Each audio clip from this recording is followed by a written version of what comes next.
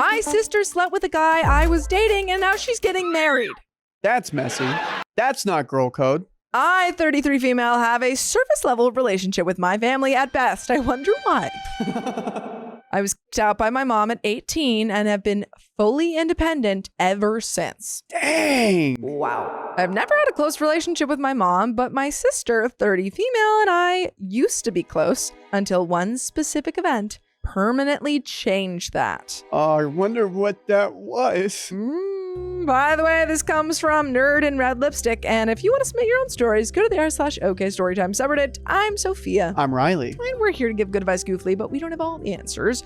We only know what we do. So let us know what you would do in the comments. And OP says, 9 years ago, I paid for my sister to fly out and visit me as a treat. Aw. While she was there, she slept with a guy I was dating. Stop. Are you serious? Yikes. You paid for her flight? Yeah. Hosted her? And then this is how she repays you. When I confronted her, she told me it was my fault and that I shouldn't have introduced them if I didn't want this to happen.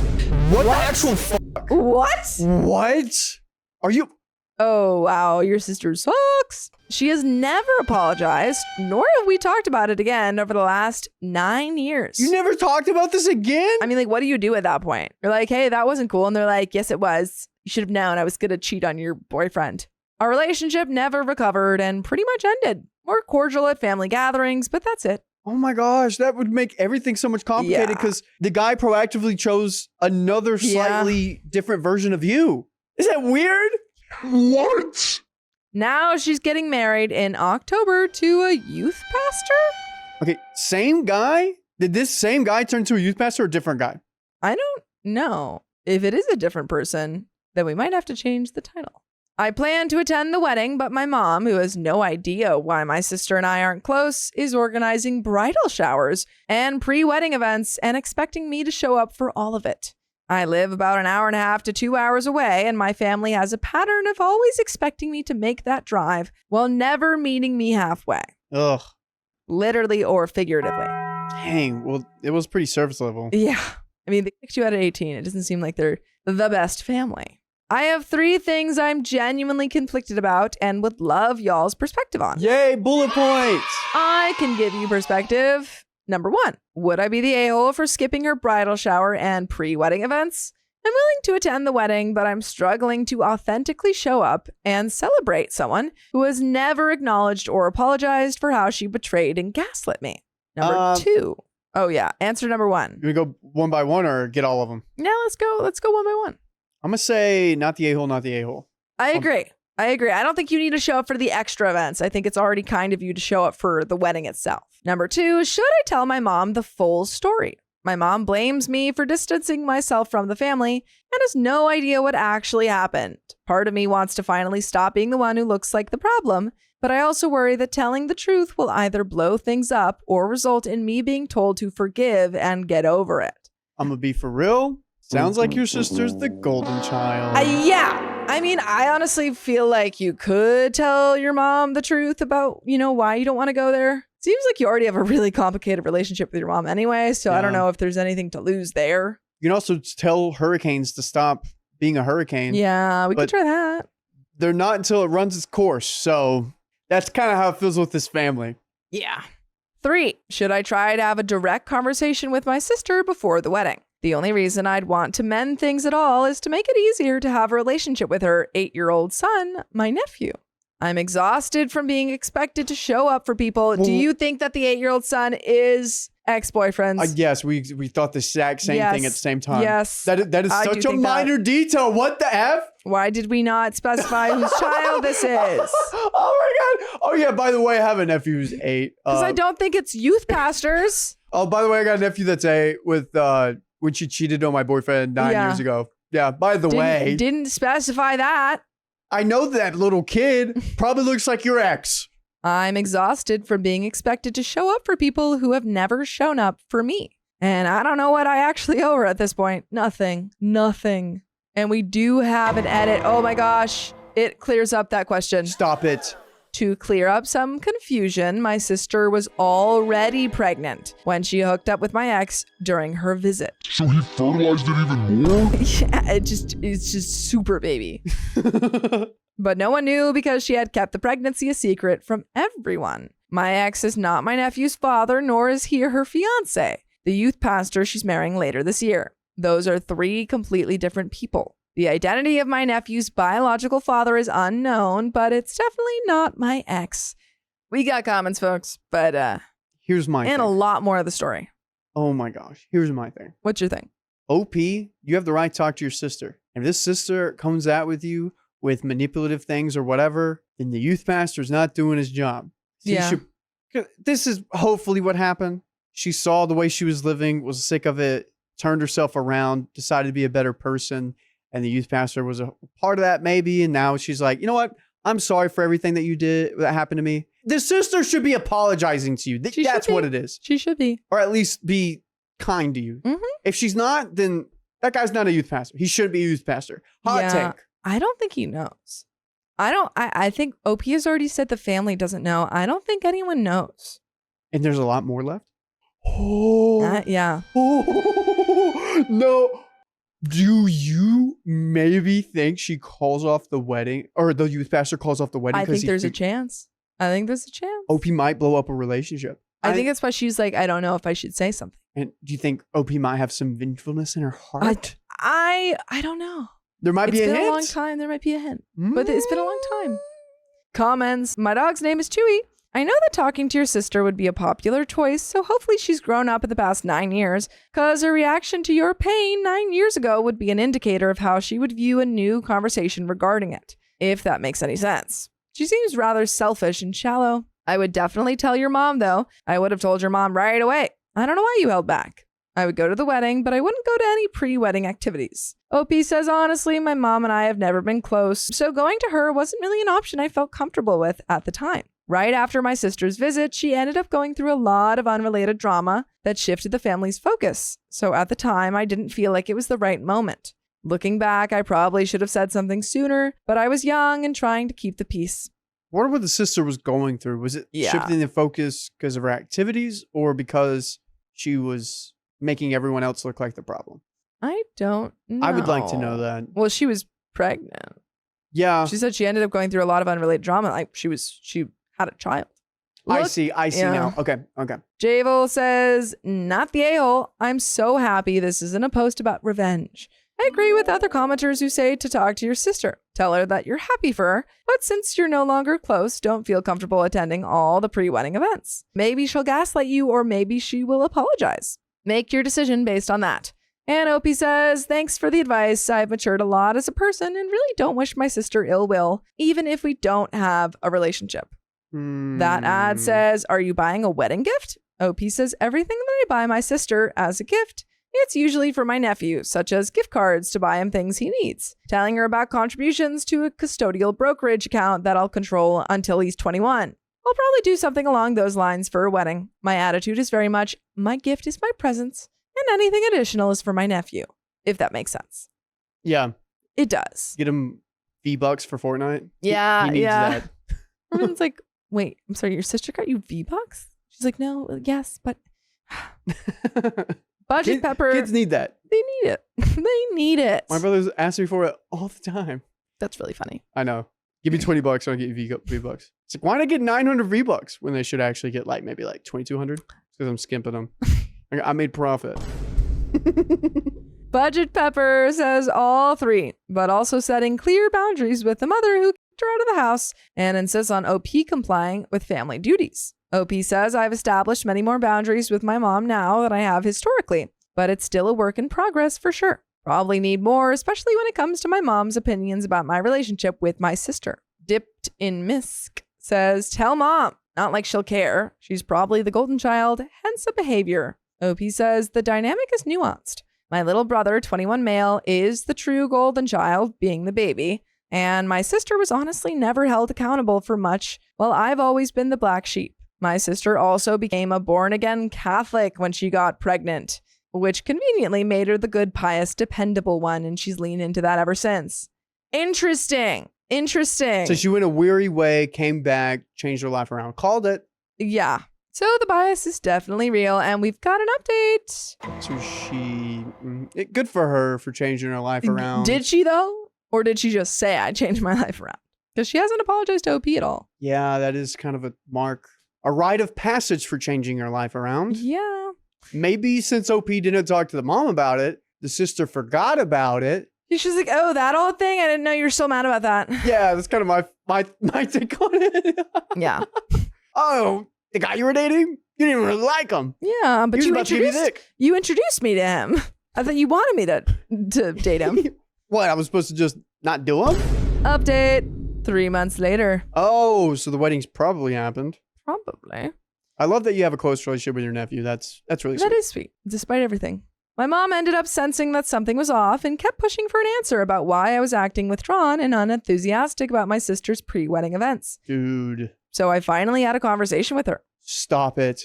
I didn't get into all the details, but I told her that I've carried a lot of hurt and resentment toward my sister and gave her the rundown of why we don't have a real relationship anymore. Uh-oh. At first, she said it was understandable that I was hurt and encouraged me to talk to my sister directly and give her the chance to apologize. She mentioned that my sister has expressed missing our relationship and that she's grown a lot in her faith and is a different person now. But the part that really stung was when she said, "You both probably hurt each other in different ways. Maybe you did something to make her act that way." Oh, I did introduce them. You're right. I forgot about the introducing. Mm-hmm. That is on me. Yeah, I did really hurt her that way. Implying that my sister slept with a guy I was dating because I somehow provoked it? You introduced them, remember? We keep forgetting about the introduction. When in reality, I had literally flown her out to visit me and paid for her trip because we were close and I wanted to do something nice for her. It felt like my mom was making excuses for my sister while minimizing what I actually went through. Yeah, she's probably done that for a while, OP, and you're realizing it. Probably. I told my mom that if my sister truly missed having a relationship with me and had genuinely grown, she should be the one to reach out. Boom, boom, boom. I'm tired of always being expected to take the first step and be the bigger person with my family, especially when I'm the one who was hurt. My sister hasn't reached out to me, and I don't know if my mom said anything to her. Either way, the silence tracks. And we're never silent about all the full episodes of stories just like this you can listen to. We'll just go to Spotify, Apple Podcasts, or iHeartRadio and search up OK Storytime. But we've got a little bit left. Any final thoughts? I'm going to be real. Yes, be real. You are someone that has changed their life. Sure. Turn the life around for the better, have stronger faith. Wouldn't some inside of you tell you, hey, talk to your sister? Yes, build absolutely. That bridge back. If you actually changed your life around, I would think that you would try to make amends. Yeah, because one of the parts of being a Christian is praying, and if something's on your heart, then you should listen to it. Yeah. Like, I agree. She probably she just made it up to make her seem like a better person. Mm-hmm. Golly, what is up with this family? This is messed up. Yeah, your whole family's weird. This is so weird. I hate that the mom's not affirming her on much. No, I mean, she's the person who kicked her out at 18. But there's a little bit left. My conversation with my mom ended without real resolution and kind of landed flat. But it's a relief. My mom finally knows why I've been withdrawn and unenthusiastic about the pre-wedding events specifically. But she doesn't blame the sister at all. Yeah. Oh, you probably did. Probably your fault. What? I have a complicated relationship with my family. Yay, Catholic guilt. So I'll still be attending the wedding, but I'm opting out of the pre-wedding bridal events. I can't show up and genuinely celebrate someone who has never acknowledged how she hurt me. And I'm done sweeping things under the rug just to maintain appearances. Well, the one thing I'm still sitting with is my nephew. He was a big part of why I even considered trying to mend things with my sister in the first place. I'm more conflicted about that now than I was when I first posted, but I don't have a clear answer there yet. On comments, Pillowmite says, "Aren't you glad you introduced your sister to her new husband?" Opie says, "Thankfully, it's not the same guy. I'd literally crash out so hard if that was the case." Previous Werewolf says, "My only concern is you'll go and it will give your family a chance to let you down again." Ooh. I mean, they've done it a lot. How many more times can they do it? Don't put it past them. OP says, "Thank you for this. It's historically been a pattern of mine to allow my family to mistreat me and let me down repeatedly, but with a lot of hard work and therapy, I'm learning to not allow them to do this anymore. Agreed that bad vibes equals get out ASAP." And AOP continues, "Since my sister became a born-again Catholic, she's become the spitting image of my mom. I don't doubt she's talked about me with my mom while leaving out key details about her actions towards me that would paint her in a bad light. Substantial maybe says typical Catholic mom, always victim blaming, implying you asked for it. Screw that. OP says basically sums up why I decided to leave the church at 18, which is maybe why OP got kicked out. Yeah. Some of the worst people I ever met went to mass every Sunday. True.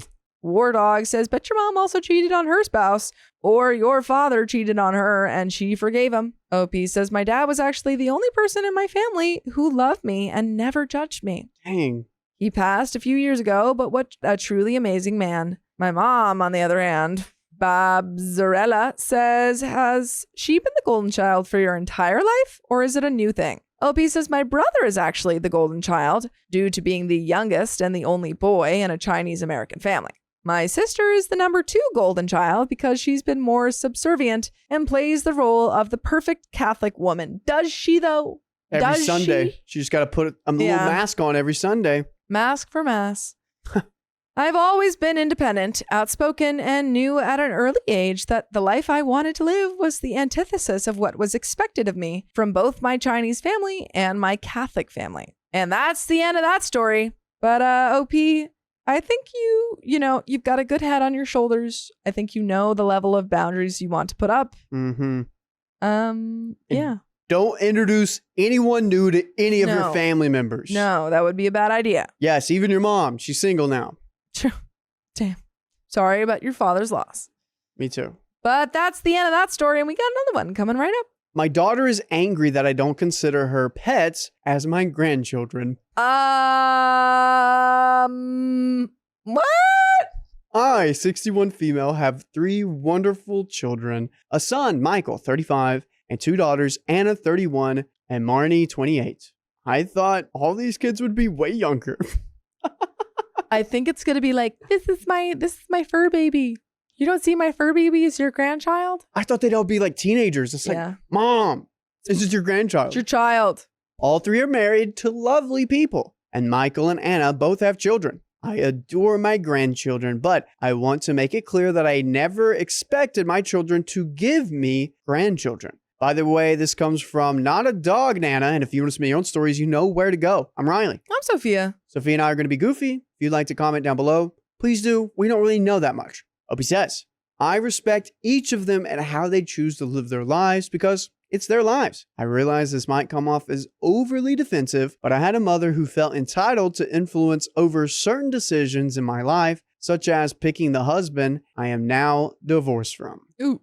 That being said, I enjoy being a grandma. Each of my grandchildren are a blessing, and I'm very proud of every single one of them. I am the grandma who drives everybody crazy, taking a million pictures, and I have a couple of dedicated shelves that I'm constantly updating with the latest pictures of my family. Yes, my grandchildren have suggested a digital photo frame, but I'm too old-fashioned to give up my paper copies.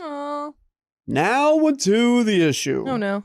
Marine. Marnie. Are you sure it's not Marine? Can I see? Yeah, it says Marnie. Who names a kid Marnie? It's a name. Do you know anybody named Marnie? I knew a movie about a Marnie. Marnie and Me? No, that's Marley. It's called When Marnie Was There. It was a Studio Ghibli movie. Or it is. I hated that movie. Did it have pets in it? No. Marnie? Mm-hmm. Marnie. Marnie and her husband are child-free, but own 3 large dogs of varying breeds. They pay a lot of money for these dogs from high-quality breeders, and they've gotten these dogs great training. They are obedient, sweet animals who love to be loved, even if they sometimes forget their own size. Hard to share a recliner with 150 pounds of muscle. Ooh.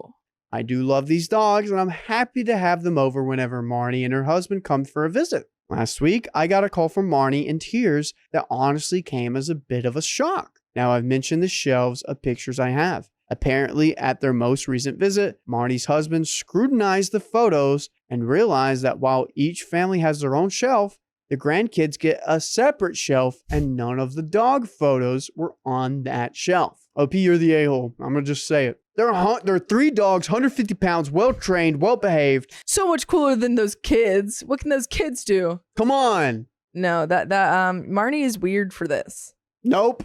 I'm on Marnie's side. You're on Marnie? Marnie and you. At least one picture, just one of 3 of those Crazy. dogs. This is crazy. Come on. Dude, come on. I'm on Marty's side. We're just asking for a picture. We're not asking for much. We're not asking for rights for these dogs, okay? Rights for Marnie's dogs. To be clear, I do have pictures of the dogs. I love the dogs. Love the dog pictures. But those pictures are only on Marnie's and husband's dedicated shelf. So there are pictures of these dogs. Michael and Anna's family both have their own shelves. And then there's an additional shelf just featuring pictures of my grandchildren. All school photos / pictures from formal dances, games, and recitals. Marnie told me that she's hurt that I do not have pictures of her dogs on the grandchildren's shelf because she said they are my children. No, they aren't. She feels like I do not value her or her family as much as Michael and Anna. You don't have grandchildren. You don't have children. You are valued. You are valued as much as the rest of the family, but you don't have children. You have dogs. They aren't children. They are not humans. They're dogs. Look, man, would one picture be all right? I honestly probably would just do it because that's the easiest thing. But it's also absolutely insane. And Marnie is crazy. Dude, I say just do it. Yeah, no, I agree. I think just do it. Just do it. Be like, they are my grandchildren. Just like, they're all my children are here. Huh? I would totally play into that. Now, if the house is burning down and it's those 3 big dogs and my grandchildren over here, you know who I'm taking. The 3 big dogs. They're well trained. They're well trained. They'll probably get them for me, the other kids. Yeah. Those other kids, they forget about me. This is just not true. And I'll admit, I got a little defensive out of shock. Well, yeah, just put this in your lap. You're like, what are you talking about? I pointed out that I spend equal amounts of time with each of my children and everyone has their own designated call night. What? Like, Really? she calls it, like on Monday, she'll call one family and then Tuesday, she'll call Marnie, you know? I do that when I go to work, like call each person. Yeah. Hello? She said I'm always going to Michael's daughter's soccer games or Anna's children's dance recitals. And I counter that I also went to Marnie's husband's softball games. I even hosted their league holiday party last year. We argued for about an hour and just kept returning to the dog pictures not being on the same shelf as the grandchildren. And all I could really say was that I never considered the dogs as my grandchildren, just beloved family pets. Marnie hung up on me after that, and I felt absolutely horrible because it felt like we were both talking past each other. Oh, okay. I don't even know what you do in this situation other than, I don't know. Like maybe you can sit Marnie down at a later date and say, hey, let's not talk about, is there something underneath here? Were you having, did you not want children or did you have trouble with infertility? Yeah. Is there something else? I agree with you. There is something deeper here. Yeah. Is it bad that my opinion would change if these were smaller dogs? You're like, you're never getting on the shelf if you had a little chihuahua. That chihuahua is not my grandchild. My opinion would totally change. I'd say, don't put them on there. Get them off the wall. I think it's funny. I would actually enjoy this. I would be lighthearted with this. Oh my God, they're my grandchildren. Here they are. How my it's a part of who they are, what they like. They are their kids. I had an ex once where her dog was treated better than she was. That was tough. Yeah. And that little small dog got pushed around, got everything she wanted. Yikes. Her mom just wasn't emotionally there for her. Yikes. But it doesn't feel like this is what it is. No. Michael called me just moments after hanging up, the other son, because it was his family's designated call night and I just missed our usual time. I was still upset from the call with Marnie and told him about our conversation, which I should not have done and absolutely regret because you're pretty high emotioned. And he immediately went off on his sister. Did not help that situation at all. Mom, Michael. Come on, Mom. Michael and Mom. Michael's totally going to feel a certain way because he's the son of the... Yeah. Oh my gosh. He was furious that she was angry with me and offended that she would even suggest her dogs were on the same level as his or Anna's children. I quickly got the sense from his rant that this was a resentment long brewing between the two of them. Well, I bet he brings his kids over and she's like, oh, we both have our kids. Your kids should play with my kids. And he's like, okay, well, they're not kids. They're dogs. Stop calling them your kids. Dude, this would be such a funny skit. It would Wouldn't be. it? It would be. Oh my gosh. There's so much to play with here. Yeah. No, that Oh, would be this is funny. hilarious. I would love to see a Reddit post from the brother. Holy cow, we're not even a third of the way through. Oh, man. These freaking dogs. They really didn't see eye to eye as children, but they've always been friendly to each other in front of me. And Marnie is a great aunt to both Michael and Anna's children. But he just went absolutely in on his sister, calling her selfish and spoiled and delusional, which I told him was inappropriate and rude and not something I wanted to hear him say about his sister. He said that he and Anna had been putting up with their BS, although he didn't use the abbreviation, for far too long. And he couldn't believe she was trying to drag me into this nonsense. He closed out all his rant by saying that comparing her dogs to his children was an effing insult, and he wouldn't stand for that crap. He then got an earful about swearing at his mother. And by that time, it was far past the children's bedtime, so I missed out on catching up with them. All around, not a good night. I tried calling both Marnie and her husband the next day and got sent straight to voicemail. I assumed it was too early and they needed some more time to cool off. I just left messages saying I loved them both and missed them and hoped we could talk more about this. I sent a text message on Sunday to Marnie and she didn't reply, so I waited until today, Marnie's designated call day, to try again, but I got sent straight to voicemail again. Michael and Anna both have tried calling Marnie and her husband, and they've also not gotten through. I feel like an emotional bomb is dropped on my family, and all I want is for everyone to get in a room and talk this out. It's Thanksgiving next week. Oh, no. And I want everyone to feel welcome and happy in my home. But I don't know what to do. Does anyone have any advice or insight to provide in this situation? We have comments. I hope these are dog people. Yeah. I hope. They're like, my dogs are my children. I think it's totally okay to say like, oh, you know, my dogs are my children, my fur babies, whatever. I think it's fine. But when you get to the level of like literally thinking that your dogs are on the same level as a child and expecting, or at least expecting other people to see that too, because it's not just you. It's like saying, I need other people to also see my dogs as children. Yeah. Like that, you've gone a step too far. Agreed. This is tricky. It is very tricky. A part of me says, run with it. They're your fur babies too. Yeah. Draw the line at pictures. Yeah. Anything more than that, hey, come on.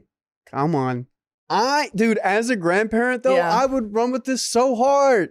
This is what I do. Every single birthday, even if it's a dog's birthday. Yeah. Oh, here's my grandchild. Love him. I'm showing him all the love. I don't care. Oh, you said you did all of the school pictures on the grandchildren, like the grandchild shelf. I would dress up the dogs and do the little school pictures. Yes. That's what Marnie wants. Exactly. Am I going to post their birthday every dog year? No. Every human year? Absolutely. Yes. God, I would run with this. I have such a different perspective on this. I don't think it's that big of a deal. Oh, God. First thing, Sleep Princess says, first thing, this seems rather silly that everyone is still upset about pictures on a shelf. It's more than that. It's like, it feels like the level of the Egyptian inscriptions. Like, it feels like that kind of level. Like the hieroglyphics? Or like Da Vinci's paintings. Oh, yeah. It's like a legacy. Yes, I see what you're saying. I'm getting the sense that Marnie has some emotional issues surrounding the fact that she is childless as compared to her siblings. It also seems that she feels some sense of inferiority to her siblings' families that have kids. Edit. Is it possible that Marnie and her husband are struggling with infertility? But I said. Or something like that. But I said, I think that it could be possible. Or have they made it clear that they do not intend on having children? Sophia, what's your bet? I think infertility. And then they were like, you know what? We don't want to look into any other avenues. We're good with the dogs. We're going to adopt dogs. Opie says, no. Marnie and her husband have always said that they never want to have children. She actually staged a little coming out to me before they were married to tell me that she and her husband were not going to have children. I was fully supportive and honestly not surprised. as she never expressed an interest in children the way Michael and Anna had. Okay, so. Okay, so no infertility, just didn't want to, which is fine. Core Mormon Strikes Back says, be aware that Marnie may have been giving your son and her sister a tremendous amount of crap about this behind your back, which is why he blew up. I could feel that. I mean, he implied that. He was like, you shouldn't have to deal with this. Like, this is ridiculous. She's putting this crap on you too? Yeah, like it definitely was on them too. I'd be furious if someone said that their dog should have as much love as my children. And I am a dog person. Me too. I love dogs. Opie says, I suspected this might be a part of the issue. Michael has alluded to prior fights between them on this issue, although he won't tell me exactly what's been said. One of my grandchildren set up a Facebook account for me that I never use, but I've thought about maybe looking at their accounts to see if there are any hints of these past fights. But a part of me feels like that's overstepping my bounds. If they're posting about their fights on Facebook, what the actual heck? Yeah, that's so strange. That's weird. God, people in my family do that. They post about it. I think anyone who's like, sometimes I see, people and like also in my family who will, say something in the comments of a Facebook post. I'm like, why? Oops, why? Come on. Why are we doing that? Just a little bird 88 says, I'm wondering if there's a deeper issue here. Hope he says, we're all wondering that. Yeah. Put them all in a therapy session. Yeah. Marnie and her husband got married with the understanding that neither wanted children. She's never expressed a desire to be a mother, and I absolutely respect that. But yes, I'm worried that subconsciously I've given off some feeling that I'm disappointed or upset that she doesn't have children. I would hate so much to know that I was the cause of this angst, inadvertently or otherwise. I just want each of my children to live the life they want for themselves and not feel like they owe me a particular version of that life. I know that I can't expect each of my children to have a perfect relationship with their siblings, but I do wonder now if Marnie is feeling left out in some kind of way because Michael and Anna share an experience that she doesn't have. It breaks my heart to think one of my children might feel like less than the other two simply because she chose a different path in life. Someone asked if Opie has attended events for the dogs. This is a valid question, Sophia. You've been to your grandchildren's recitals, but have you attended a dog show? No, their grandchildren's dog show. Yeah, sorry. Your grandchildren.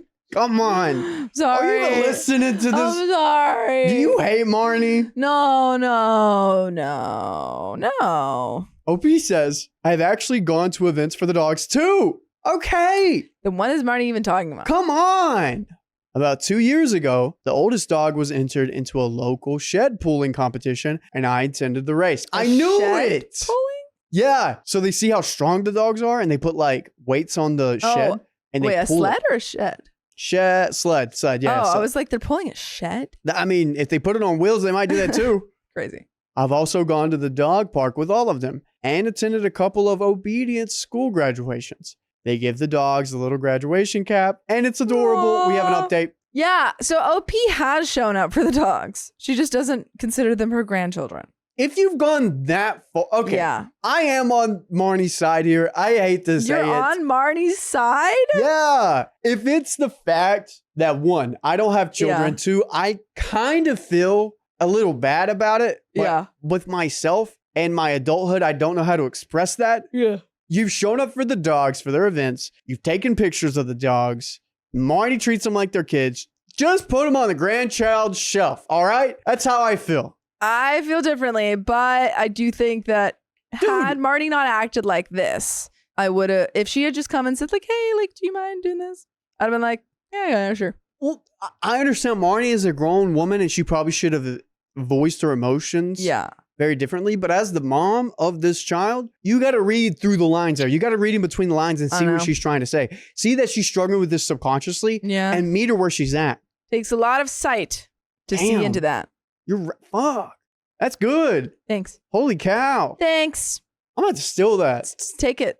Wow. Yeah, dude, I would totally meet her where she's at. Yeah. Come on. You've gone to the graduation. You've gone to the pup obedience class graduation. Come on. I don't know. Just put a picture up there. Put a picture of them graduating. I think. You know how cute that would be? I think Marnie wants more. I think she needs more. All right. This is what I'd settle for. I'm putting them on the grandchild side. Sure. What? Sure. All right, this is what I'm setting. Grandchild shelf on the edges. Don't ask anymore. They're on the edges. Yeah. That's all you get. Sure. I'd do that. Update. Oh, boy. Got a fourth left here. Oh, man. Later that same day. Well, I just got off the phone with my middle daughter, Anna, and bless her for dealing with this nonsense when she's been trapped at home on bed rest. I now have a better understanding of the situation and thought I would share some of you what that is, since you've all been so kind as to spare me your time of day. You are so welcome. Your name is now Brenda. Brenda. We love you, Brenda. You're doing great, Brenda. Also, I've learned that I have raised quite the trio of potty mouths. Little swearing. And I'm thinking a swear jar fund for family vacation isn't out of the question. That's really funny. She's like, also, they keep swearing and I don't like it. Yeah. I know what swear words I can say around my mom. Yeah. And what I can't say around my grandma. Yeah. I don't really swear, but my parents swear a lot, which is, I think is funny. I decided not to text Anna and bring her further into this mess because of the aforementioned bed rest. But little did I know that she had spent most of her morning haranguing both of her siblings for their behavior. Yeah, berating them. Yeah. This fight apparently spilled over to Facebook and just consisted of the two of them posting statuses about each other, but not bothering to actually speak. That is so stupid. That is so stupid on both of their ends. That's ridiculous. On Facebook? Oh my God. I hate that. What's the equivalent of this in the medieval times? Like going out into the town square and being like, you'll not believe this. Brenda said this in the tavern. And then Brenda's on the other side of the town being like, you're not going to believe this. You're right. Tavern talk. Yeah. Anna saw this, knew I had been brought into the fight, and decided she would end it herself. While bed rest. Honestly, this is something good for Brenda. Yeah. For Anna to do. Anna's like, I'm so bored and I can do this from my bed. Perfect timing. While I appreciated her efforts, I am a little annoyed that all of this tension was boiling under the family and that my children apparently felt the need to protect me from their arguments. And then they need to go and explode the family with a resentment no one bothered to share. True. I'm also a little upset that Anna felt the need to act as the mediator when Michael and Marnie should have behaved like adults and had a simple discussion. I'm planning some significant one-on-one time with all of my children in the near future, just so that we can clear the air and everyone knows that they have been heard. This is how you end it. Yeah. Your first post on Facebook is a picture of the grandchild shelf and the dog's on the end of it. You go, enough! No more fighting, please! Dogs. Michael claims that Marnie started it. Oh my God. Stop being a baby. You're an adult and you have children. We're now 10. Yeah. Marnie started it. While Anna, God, while Anna says that Michael started it. I don't care. You're adults. But regardless, one or two off-color comments from younger, more stubborn, and more insecure people about the other's choices has snowballed over the years to this new nonsense. Marnie felt judged for choosing not to have children, and Michael felt disrespected by some disparaging remarks his sister made in the past. Anna has been witness to most of these little spats, and I told her I don't want any more specifics because it was wrong of them to throw me in the middle of this the way they did. And I'm certainly not going to let myself be put in the middle again. I'm also hoping Anna washes her hands of this fighting, but I know that it is ultimately her choice. My children are good at communicating with me, but less so communicating amongst themselves. Clearly. Anna has told me to expect a call from both of them this afternoon after they get dinner together and talk things out. I'm not expecting that everything will be perfectly resolved after one conversation, but I'm glad to know they can put aside their grievances with each other long enough to try. Anna has told me, with permission from Marnie, that part of Marnie's blow-up had to do with the fight with her in-laws. If you're picking a fight with your mom and the in-laws... Yeah. Why are you fighting everyone? They are less willing to accept not having grandchildren from their son. His father is a senior and he is a junior, and they were expecting the third. Well, we know what to name the next dog. That's so funny. Oh my gosh. Search up this name on your favorite podcast platform. Okay, Storytime, because we got more stories for you. We got a little bit left here. So that's about where things are left. I'm still upset at both Michael and Marnie, but I am not really looking for an apology from either of them. I mean, I think OP's trying to be a lot more chill about this.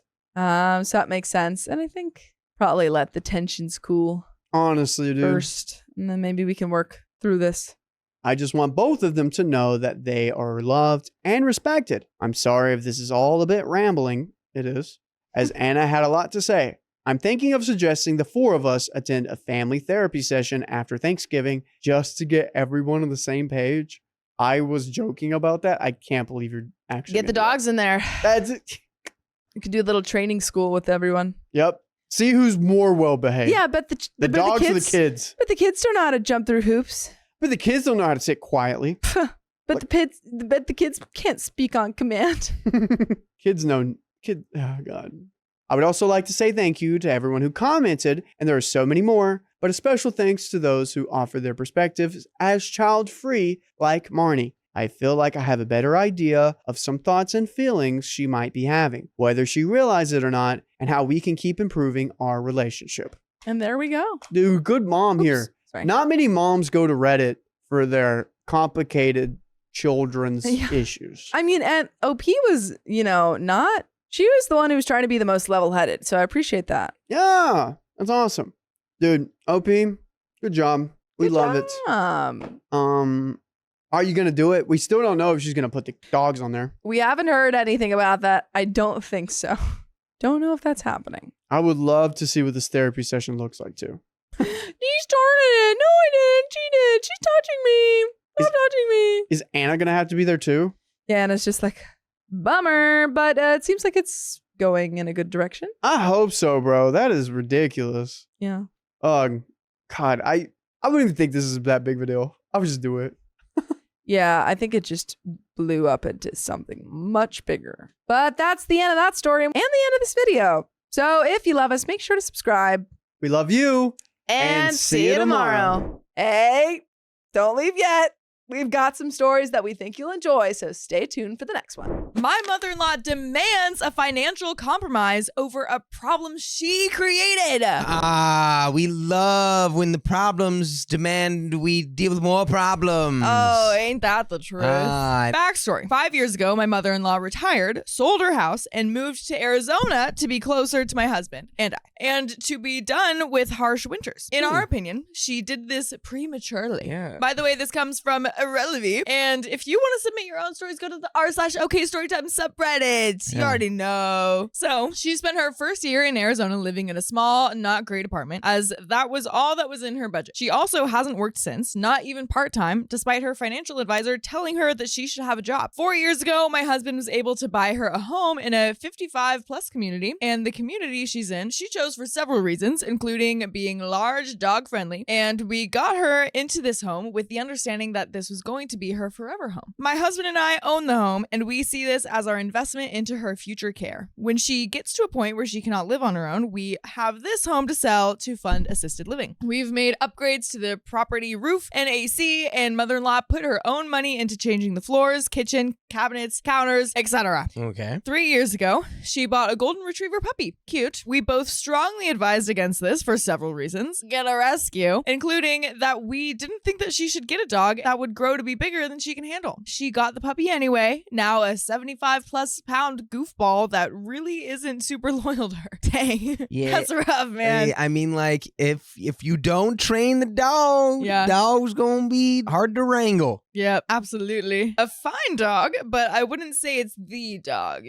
Not a heart dog. A year and a half ago, my husband and I decided to move abroad and executed the move 7 to 8 months ago. Congratulations. We wanted to try a new way of living and decided that Arizona did not support the kind of lifestyle that we want to have. Almost all of our family is still in Arizona, so visits home will always be to there. And we even spent 2 weeks there last month. My mother-in-law took the news of our move incredibly hard, but since we didn't move until a year after after announcing our intention, by the time it happened, she accepted things and was even somewhat happy for us. That's good. That's great. Yeah. A month after we moved, she had a heart attack and needed triple bypass surgery. No, Whoa. that's not great. That's Not bad. good. Yeah. That's bad. Whew. We supported her the best we could from abroad with FaceTimes and Amazon packages, and my mom visited her in the hospital almost every day. Her friends at the 55 plus community really stepped up and took turns caring for the dog and helping her with anything she needed through her recovery. It really reassures us to know that she is surrounded by so much support, and that's part of why we felt okay with moving away. But seeing her go through this medical emergency while being over here and helpless was hard. Yeah. I bet, man. That definitely gotta be difficult. Yeah. Yeah. Jeez. But our current situation, in March, the dog was at a neighbor's house being watched by said neighbor and other folks. Mother-in-law was across the street at her own house. The dog had a leash on, but no one was holding it. A woman walked by with her own dog, and mother-in-law's dog ran at the woman and her dog, presumably to greet, but the dogs got into a scuffle, and the woman's leg was injured with a scratch or bite in her attempts to separate the dogs. Ooh, scratch or bite. Scratch or... There's a big difference there. Yeah, that really is. Dang. Infections could happen. The 55 plus park has a zero tolerance policy for any aggressive dog behavior. And last month, my mother-in-law received an eviction notice from the park's attorney citing the incident and saying that the eviction would be canceled if the dog were removed within 5 days. Dang. Wow. Dang. What an ultimatum. That's I've never actually heard one like that before. That's so fast. 5 days and you're out of there. Since we happened to be in a town at that time, we were able to have her and the dog to stay with us for a couple of days while we evaluated the situation. We called an attorney who basically confirmed that the eviction was legal. We all discussed and all agreed that she would move into our house. We run it as a furnished rental with her dog, which would buy time to think about next steps, such as selling her house and buying in another park that would allow the large dog. Then she changed her mind and found a foster for the dog, deciding to foster the dog, sell the house, and move to another park as quickly as possible. She's now putting a lot of pressure on my husband and I to list her house. It's our names on the title, but we are not on board with this course of action. We haven't said this to her, but we both think it would be better to rehome her dog and stay in her current park. Reasons include selling and buying will automatically be flushing thousands of dollars down the drain in rental fees. The homes that would be in our budget are going to be 20 plus years old and need the same kind of major repairs we've already done at her current place, further eating to the investment money. The park she wants to move to is pretty far away, whereas right now she's 5 minutes away from my mom. She would be moving away from the support system provided by her friends in the current park that has already proven itself. I'm just like, I've never heard it referred to as a park, and it's just the language is funny to me because it makes me I'm seeing all of these older elderly individuals like they're at the dog park being walked around on their leashes by they're like in little dog houses, like they're kids. Like, this is mine, model 1952. This one. It's like one of those like fake neighborhoods that you can go around. Or like I guess they have fake neighborhoods for certain old people. So that's just what I'm dealing with right now in my head. More reasons include she shouldn't be doing this kind of major move at 68 years old. It's taken her 4 years to get fully settled into her current home, and she shouldn't be uprooting everything. The dog could easily be rehomed to a great family. It's a golden. And when the time is right, she could adopt another dog. Also, her dog did not miss her at all when she was in the hospital for her heart attack. Dang. That's brutal, man. That is ice cold. That's brutal. You could have just left that out. Yeah. You need to put that in the story. That's rough, man. One time someone told me that my dogs don't care about me. That's rough. Oh. Hey. We got puns. Totally intentional. She's really not a very loyal dog. Ultimately, this house is our investment into her future care, and from a financial standpoint, this seems like such an obvious decision. On the other hand, she is alone, and this dog is her companion. I don't know if it's right for us to refuse to sell her house, even if it makes sense on paper. From an emotional standpoint, I feel like this is wrong. I think that part of our job in taking care of my mother-in-law is making sure that she is emotionally cared for, and forcing her to get rid of the dog would probably be unforgivable from her POV. My husband is is planning on having the talk with her tonight because so far he has not shared with her his full thoughts on the situation. He and I have been talking in depth for a while, trying to figure out a course forward. So what would anyone do in this situation? Should we tell my mother-in-law that we will not let her move? Should we take the financial and help her keep her dog? And there are some comments, and there's like, we're not even halfway through the story. But what would you do? What would you do? I mean, she said she wanted to like foster the dog or like rehome the dog. Mm-hmm. I think she can do that. It sounded like that was her idea at one point, right? No? I think so. I don't know. Yeah, I think staying with the friends that she's made at her park, probably the best move. If you can get her to agree. Mm-hmm. But there's also like, maybe she's like, I don't want to stay at the same place where they made me get rid of my dog. Oh, yeah. She might be bitter. She might be like, but it's like, I don't know. Yeah. People get stuff in their head. It's hard to get it out of their head once they are dead set on an idea. So right. But especially when they're elderly, yeah, they seem to be a little more set in their ways a bit. Just a little bit. Yeah. But yeah, that seems like a solid plan. Nice that they're gonna talk about it. That's definitely sure that they're not just like making an executive decision. That should be a talk for sure. Absolutely. But there were some comments. Comment number 1 says, info. You say you had agreed for her to move into your house temporarily to think about selling her house and moving as the next step. Were you insecure when you said this and were hoping that she'd change her mind and give up the dog? I don't really see how she's changed her mind in this situation. She still wants to move elsewhere with the dog. It's just that she wants to stay where she is and have the dog fostered temporarily rather than moving to your house temporarily. OP responds, no, that was a sincere offer at the time, but now having had several weeks to gather information, we are grappling with huge financial hit. Keeping the dog means as well as the other repercussions and considerations. With her making the decision to stay where she is and foster the dog, she's now putting a huge time crunch and urgency on the whole thing. Every time she calls, she is just trying to put pressure on us to list the house as soon as possible. Meanwhile, we've tasked her with finding other parks to live in, and she's found one, and that one park has one listing that would be within budget being at the max whatever we could net from her house. Even if we did list her house today, it's highly unlikely that it would sell. Her park has slow market right now. In time to buy that unit, sellers have priced it low to move it quickly. And there is another update. Do you have any final thoughts before we go into this first update? No, I think let's just dive right in. Let's just go for it. Yeah. So, update. Mother-in-law to my husband. You're just another man screwing me over. Oh boy. Nice. Accusations coming out hard. Oh man. A little more context. The house was bought 100% with my and my husband's money. The park had a requirement that the resident had to be on the title. So a few weeks after we bought it, we added her name to the title to check that.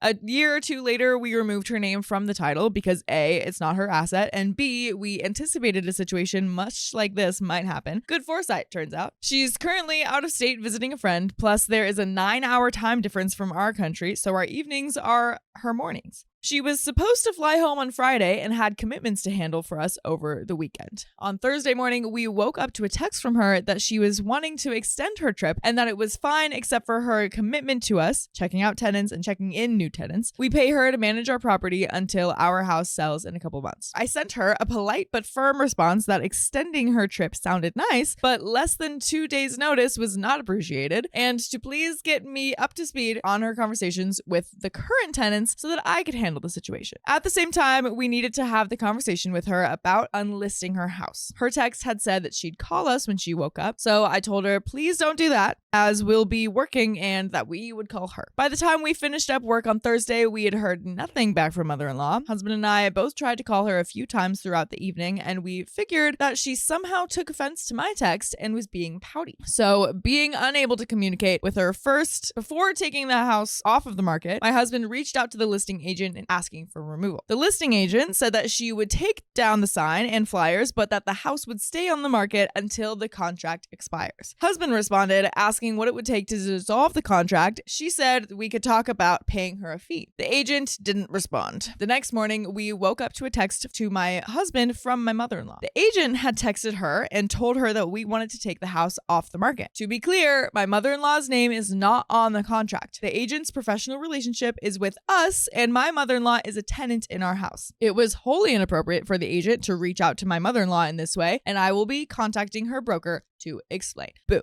Get her. Get her. Get her. Get her.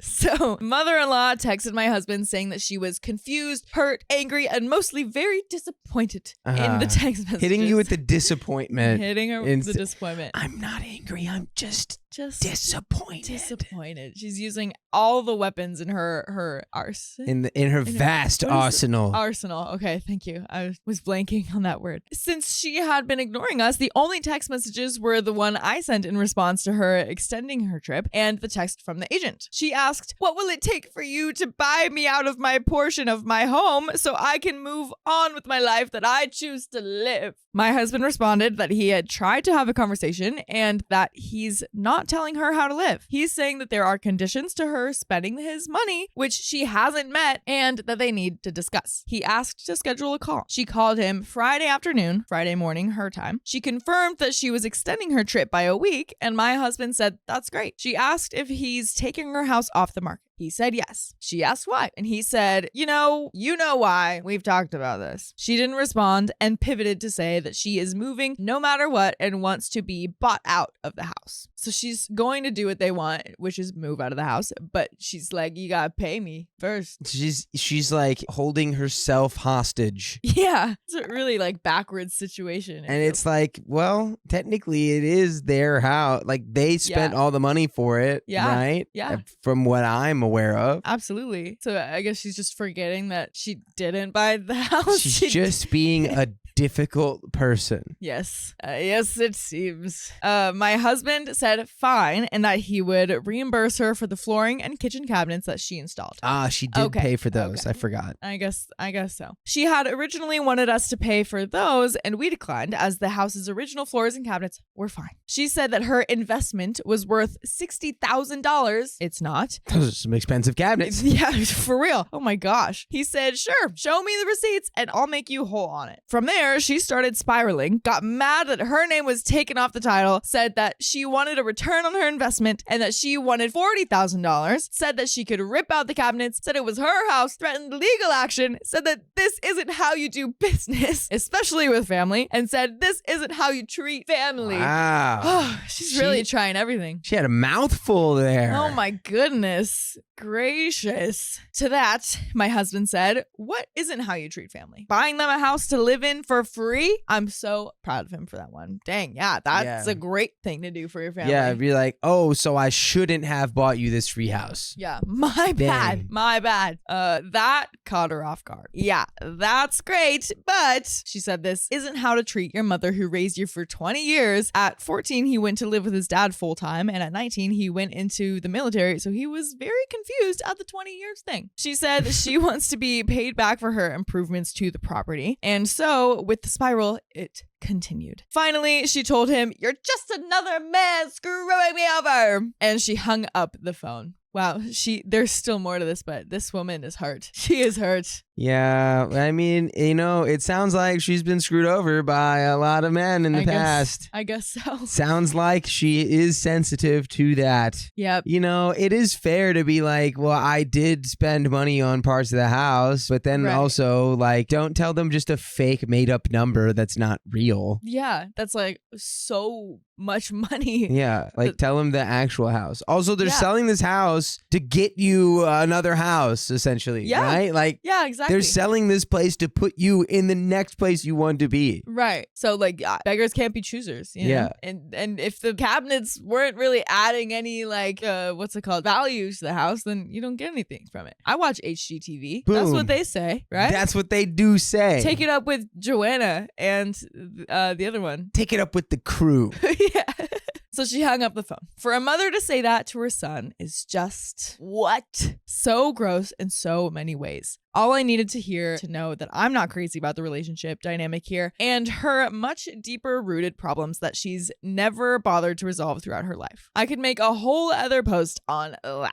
Anyway, my husband followed up the call with a text. I am not another man screwing you over. And I think that was an awful thing for you to say to me. I'm simply not spending thousands of dollars to solve your problems. You made the decision to get an enormous dog. You made the decision to not get proper training for the dog. And you made these decisions knowing the policies amenities of the park you specifically wanted to live in. The situation you're in right now is a direct consequence of your decisions. You need to own the consequences of your own actions. Furthermore, I agreed to sell my property and acquiesce once again to your desires with specific conditions that you have chosen to ignore. My removing the house from your market is again a direct consequence of your decision. The decision to not work. I forgot about that not working thing. That's that was right. a callback from the very beginning. Unemployed. And paid for. Yes. Oh my goodness. But still not good enough. And she's like willing, she's like able to work though too. She's not, broken enough, it seems. I mean, like 68's pretty old. It's pretty old.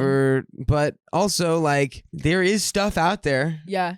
There's stuff out there. I once worked at a clothing store and one of my coworkers was 72. But obviously I don't know how like physically able she is, but if she's got a big dog, then maybe you something. could be a taste tester. Walk around. Yeah. You act as if I'm doing this maliciously, and I need you to know that I am not. I am making the best financial decisions to ensure that my mother is taken care of, especially when she is so determined to act against her own long-term self-interest for the sake of her emotional state. She responded something about being paid for her investment. He said something about how, in that case, she will need to move out, and she said that she was working on it. She seems to think that we are straight up stealing money from her. Something in her warped point of view really sees it as she is owed at least 1/3 of the property value no matter what. I sent her a long text basically saying that she acts very entitled toward my husband and always has, and that what she said to him was wrong. That this isn't about the money, that we don't want or need the money from the house, that any of the money is for us to take care of her, but it's not hers to spend.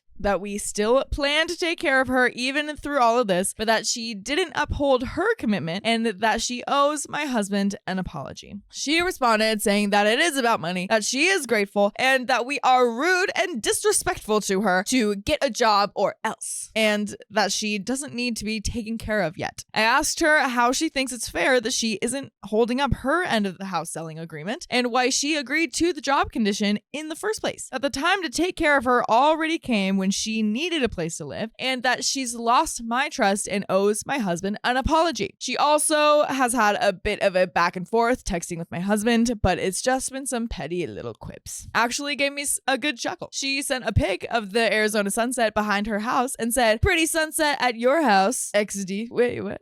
Wait. Oh, like she's saying like at your house and not my house. Oh, right. I think that's what she's saying. Yeah. Yeah, it's so nice here at your house. At your house. Ha ha ha. XD. It's like dealing with a moody teenager. We'll get through all of this. By the way, what you can try to get through is all of our videos. All of our videos with full episodes, stories just like these. How many days are there? 48. 48 days. And that number is just growing. So it keeps going up. It would take you 48 days to get through all that we have for you. Consecutive days.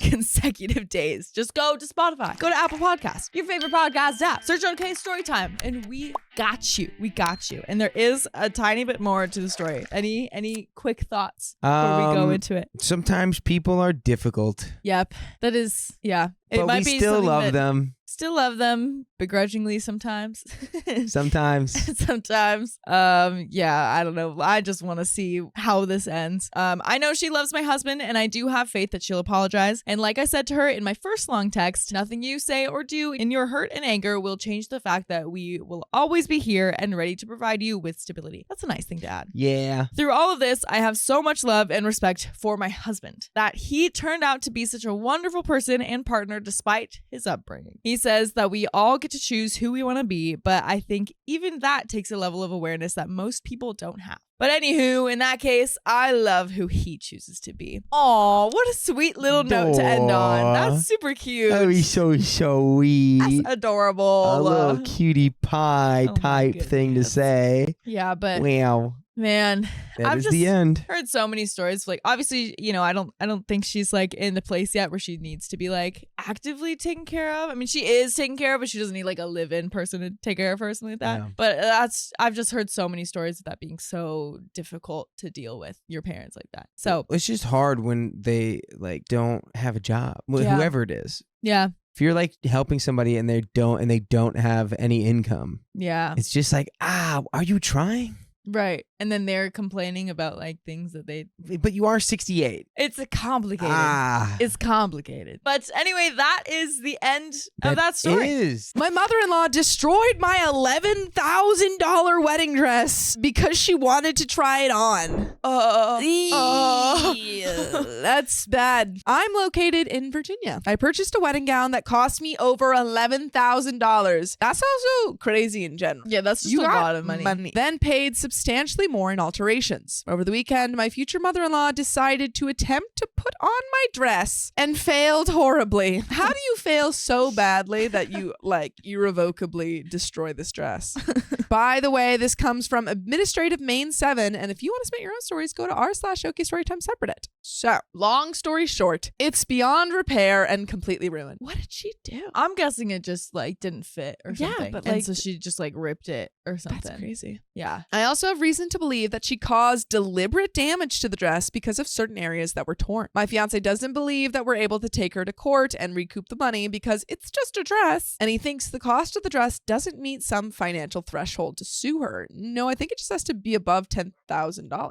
I have no idea. Let us know in the chat. In the chat, put it down. I want to know if that's true and if it would be feasible to file a police report on her because of the more deliberate damage. I know it's just a dress, but this goes beyond the dress. Well, it's just an $11,000 dress. It's Yeah. not like it was like a $50 dress. Right.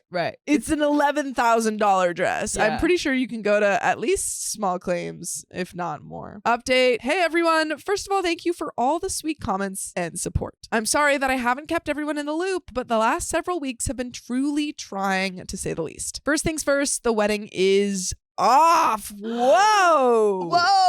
Honestly, a little bit, I mean, I know, not that surprising given that the husband was like, it's just a dress. Yeah. Like, I feel like he would have been more on her side if this was, you know. Right. That's crazy though. Yeah, that was quick. Let's hear about that. We are still together and remain engaged. Okay. Oh. Never mind. I spoke too soon. Maybe we should have read one sentence. But things are very, very strained between us. The only thing that has really stopped me from leaving this relationship is that I love him from the bottom of my heart, and I can see how much this is hurting him. I really want to work past this if we can. We're both committing to seeing a couples therapist. After future mother-in-law ruined my dress, my fiance confronted her by telephone and demanded that she help cover the damages to the dress. She refused because she said it was an accident, and she really was just trying to help. She literally tried to spin this as her effing helping me by, I quote, giving me a standard to aspire to. What standard? What? And she also effing admitted that she just wanted to feel as young and beautiful as me. The worst part is that he believed her BS. At this point, after she refused to pay, I started pitching a fit until fiance said that we shouldn't jump to conclusions on the damage until we visited the seamstress. That is fair. That is fair. Fine by me. We went together and the assessment was that it was completely trashed. It is beyond repair. I really would love to see the damages. Me too. Wow. The beading in some parts is absolutely destroyed. The sheer back of the dress was torn to shreds from her disgusting fake nails. She also ripped the tulle on my train and the seams were split so badly, and she'd torn through other parts of the dress to the point where they were beyond repair. That can't have been unintentional damage. That's rough. All of that damage just from trying on the I believe it would be that feels very something's intentional. Something's smelling a little fishy. Hearing how badly my dress was mutilated crushed me, but my fiance's reaction at the seamstress enraged me. He kept minimizing the damage, pointing out how certain things absolutely could have been an accident. He lied out of his butt to the seamstress, telling her that the dress had an accident when his mother attempted to relive her model days. I corrected the course and said no, that she tried to put it on without my permission, knowing dang well that she didn't fit into it, and deliberately destroyed parts of it in the process. The real fun started when we got home. I told him that if she didn't pay, then I wanted to sue her for the damages to the dress. He told me some BS about how the cost of the dress didn't meet the thresholds for a lawsuit. Okay. I took my butt straight to the internet internet, posted to the Legal Advice subreddit, and Googled the thresholds for small claims court in Virginia before printing all of the responses I got and forcing him to read them. He conceded that she owed us something and called her with me sitting there. As I sat there, I crap you not, he argued with her for all of 5 minutes before she broke down sobbing, accused him of not loving her, called me trash for turning him against her, and how could money be so important than her love for be more important than her love for him. He actually soothed her and told her that he understood, but I'm being super emotional over the dress and this would help it blow over. No! Oh no. No! Are you kidding me? You're throwing your fiance under the bus? Yeah. No. That's ridiculous. Come on. Like, your mom is an adult. Treat her like one. Right. She made a mistake, intentional or otherwise. Yeah. And she needs to own it for her actions. Absolutely. This is just like, monetarily. you can just see how she's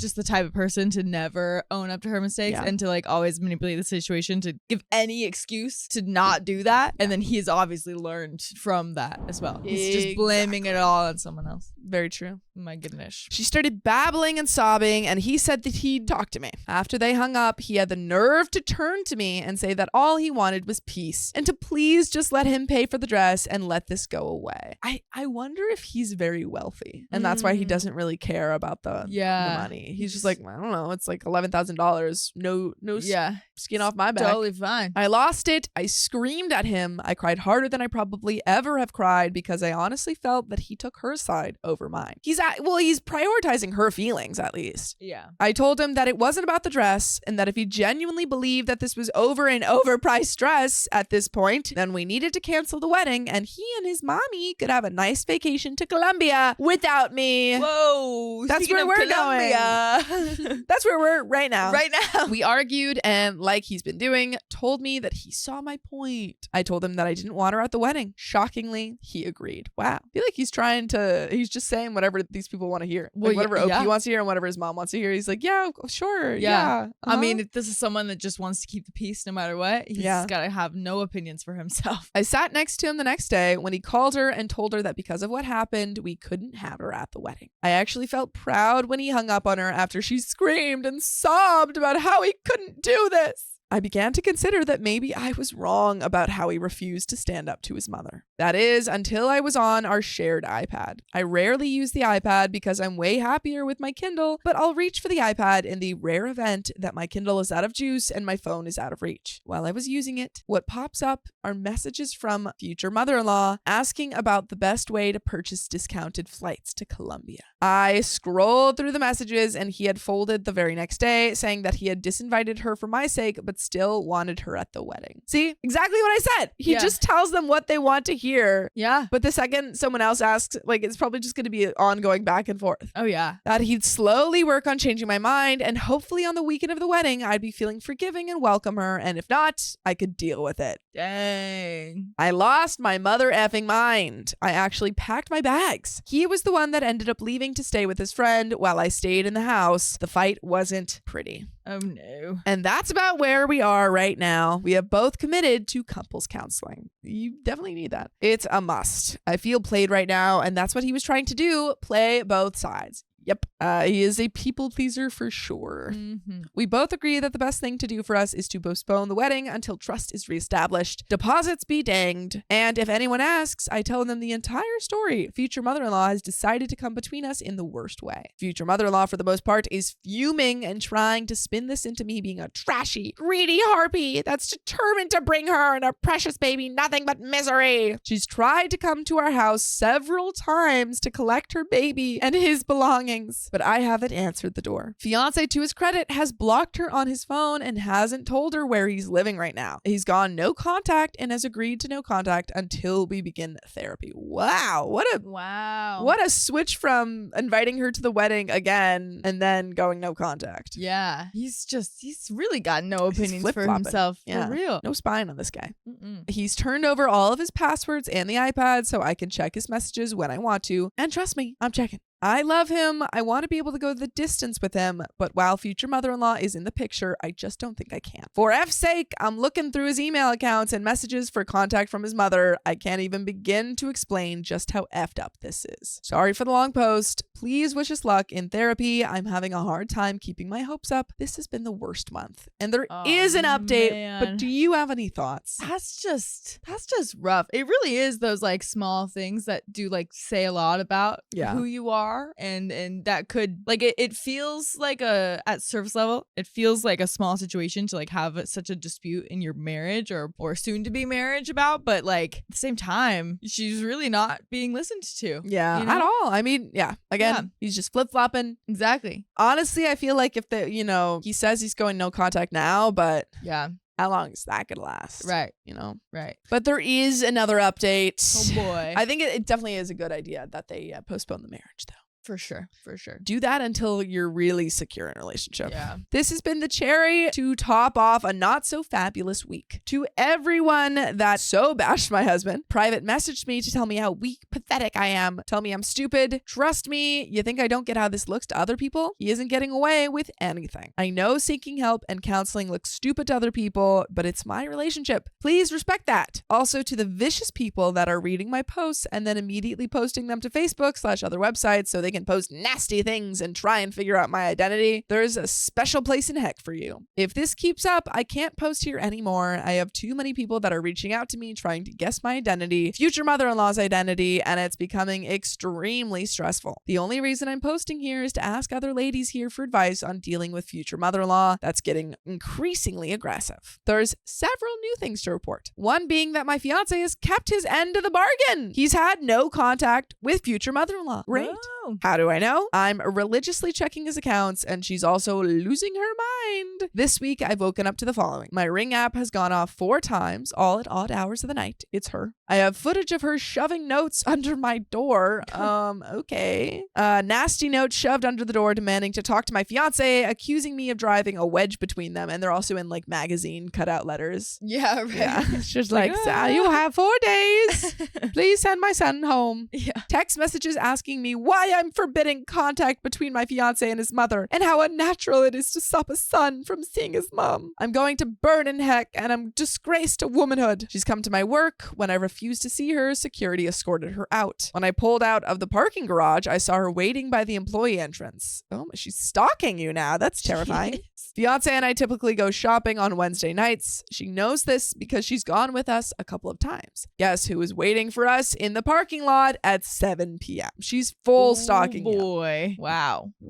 We didn't get out of the car after we saw her pacing around the entrance. And we want you to enter watching full episodes with stories just like this. Just go to Spotify, Apple Podcasts, or your favorite podcast app and search up OK Storytime. Easy. Just enter that. Easy. Just enter OK Storytime. We want you to enter OK Storytime into your favorite podcast app. There you go. Spotify, Apple Podcasts. There you go. All right. Or whatever. There we go. And there is a little bit left of the story, but oh my goodness. Yeah. She's gone off the rails. Yeah. Fiance definitely needs to cut her off. Maybe for the in the long run too. Yeah. Or just like, I don't know, stand up for himself. Yeah. Say, hey, mom, stop it. Yeah. Do you have any final thoughts? It just feels like a big jump. Yeah. From like, okay, mom, like, I'm sorry, to be like, okay, bye. Not gonna talk to you at all anymore. It's like, whoa. That's way too extreme. Mm-hmm. Yeah. Now she's showing a lot of extreme behavior too. Yeah. I'm documenting everything just in case she continues to get crazier. Fiance and I will be going to the local PD tomorrow to file a report and look into getting a temporary restraining order. Thank you to everyone that's offered me kind words, support, and even baked goods. You guys are wonderful. I really appreciate you. And that is the end of that story. Wow. Wowie wow. What a crazy one. Wow. I really need to know some facts. Yeah. I need to know, one, who paid for the dress originally. Yes. Are they rich? Because it seems like they might be. I mean, I feel like if you're paying for an $11,000 dress, that's a lot. you gotta be rich. Even like 3,000 is a Yeah. lot. Yeah. Yeah. No, you gotta have a little money. Yeah. But I think for OP's sake, cutting the mother off is probably, I feel like this is not the first time that this behavior has been there. Yeah. It's just the 1st time it's sure. probably affected OP so much. Right. With like the direct impact of the dress being ruined. Yeah. But that is the end of that story.